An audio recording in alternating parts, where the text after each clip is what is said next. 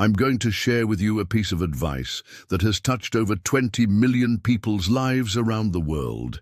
And this is what makes me so incredibly happy, because I've been able to impact 20 million people's lives just by sharing a simple piece of advice. Now, this advice was given to me many years ago, and it comes from a book called How to Win Friends and Influence People. This is one of my all-time favorite books. I've read it over 50 times. If you haven't read this book, make sure you do. The first thing you should do, if you want to connect with people better, is to become genuinely interested in them. Now, when I say genuinely interested in them, I don't mean you have to like them or agree with them. I just mean be curious about them, ask questions, get to know them, find out who they are, why they do what they do, and try to see things from their perspective. Try to understand where they're coming from. And I'll give you an example of this. Many years ago, when I first started in personal training, I had a client who was a police officer. And I remember we were talking one day, and he was telling me about something that happened at work. He said, "Patrick, cops have a really bad reputation right now." And I said, "You know what? I totally agree with you. Cops have a really bad reputation." And he got really upset, and he said, "How can you say that? You don't even know anything about what goes on." And then I realized I made a mistake. Even though I agreed with him, I should have asked him questions. I should have become genuinely interested in what he was saying instead of just agreeing with him. So I asked him, "Tell me more about that." And he explained to me many of the difficult situations that cops face on a daily basis. And that changed my entire perspective on cops. Now, here's the interesting thing. We remained friends for many years until he passed away, even though there were many times where I disagreed with him. But I never, ever forgot that lesson that cops have a really bad reputation, and that's what makes people uncomfortable when it comes to law enforcement. There was another time when I was doing a lecture, and there was a lady in the front row who seemed very angry at me. And she would, every time I would say something, she would shake her head and she would roll her eyes. And I thought to myself, what did I do? And then after the lecture, she came up to me and she said, "Patrick, I want to tell you how much I disagree with you." And I said, "Oh, wow, why is that?" And she explained to me that she believed in one thing and I believed in another. And then she said something to me that really surprised me. She said, "Patrick, most people aren't willing to listen to someone they don't like. They just want to prove how right they are and how wrong you are." And then she said something that really changed my life. She said, "Patrick, sometimes it's better to be right and lose the person than to be wrong and keep the person." Now, let me ask you a question.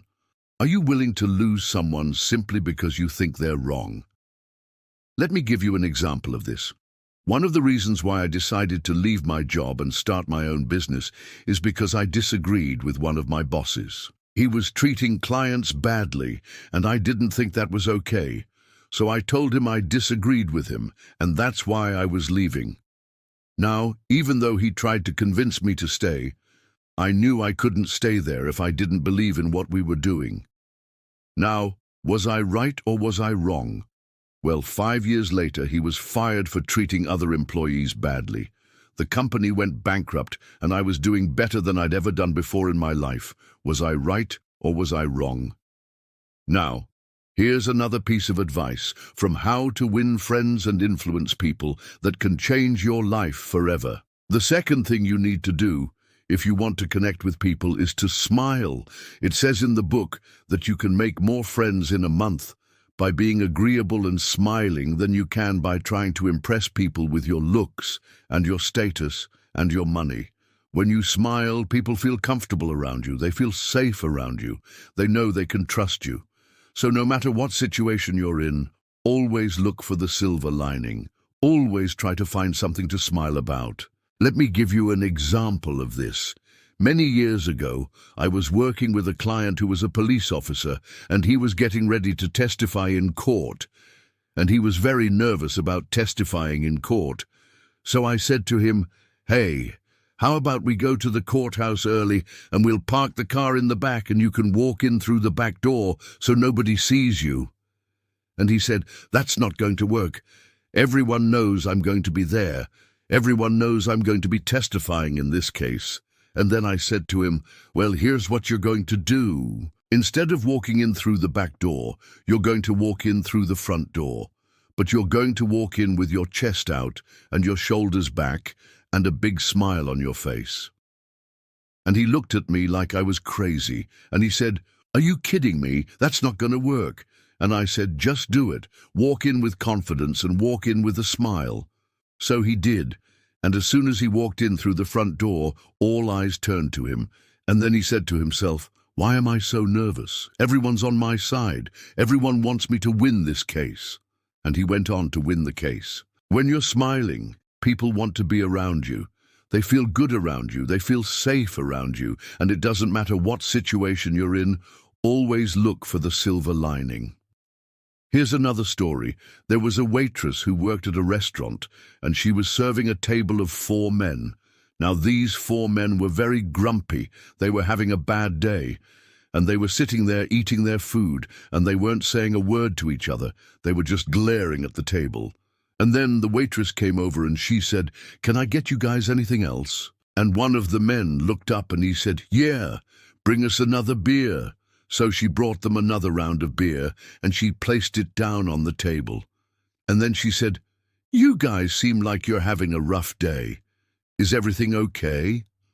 And the men looked at her and they said, no, everything's horrible. We just got in a car accident. We're all injured and we're stuck in this town for a few days. And then she said, oh, no, I'm sorry, but I bet it will get better. Did you see the beautiful sunset we had tonight? Have you seen the stars? It's one of the best nights I've seen in a while. And the men looked at her and they said, you're right. It is a beautiful night. You know what? Let's order another round of drinks. And they ended up having a great time. The waitress didn't allow her circumstances to control her attitude. She chose to have a positive attitude, and that's why these men wanted to spend more time with her. Another really important thing that can touch people's lives is to be a good listener.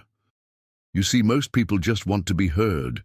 They want to feel important. They want to feel valued. So when you're listening to people, make eye contact with them. Ask follow-up questions. Repeat back to them what you heard them say, so they know you're listening. And I'll give you an example of this. There was a time when I was talking to a client and he was telling me about his business, and he was complaining to me about how bad it was and how he wasn't making any money. And I could tell he was frustrated. So I said, tell me more about that. And he explained to me why he was so frustrated. And then I repeated back to him what I heard him say. I said, so what you're saying is, you're working really hard, but you're not seeing any results. And that's why you're feeling so frustrated. And he said, yes, that's exactly what I'm saying. And that is when I knew I needed to take action and help him come up with a plan to turn things around. So there you have it, 3 ways to touch people's lives and potentially impact 20 million people's lives, just like it's impacted mine. No. 1. Become genuinely interested in them. Ask questions, find out who they are, why they do what they do, and try to see things from their perspective. Number 2, smile. People want to be around people who are smiling. People feel safe around people who are smiling. And number 3, be a good listener. Most people just want to be heard. They want to feel important. They want to feel valued. So when you're listening to people, make eye contact with them. Ask follow-up questions. Repeat back to them what you heard them say so they know you're listening. If you apply these 3 simple things to your life, I guarantee you'll impact 20 million people's lives, just like it's impacted mine. Now, if you're looking for a way to boost your income and you're willing to put in the work, I have an incredible opportunity for you. And you can learn more about it by clicking this video right here.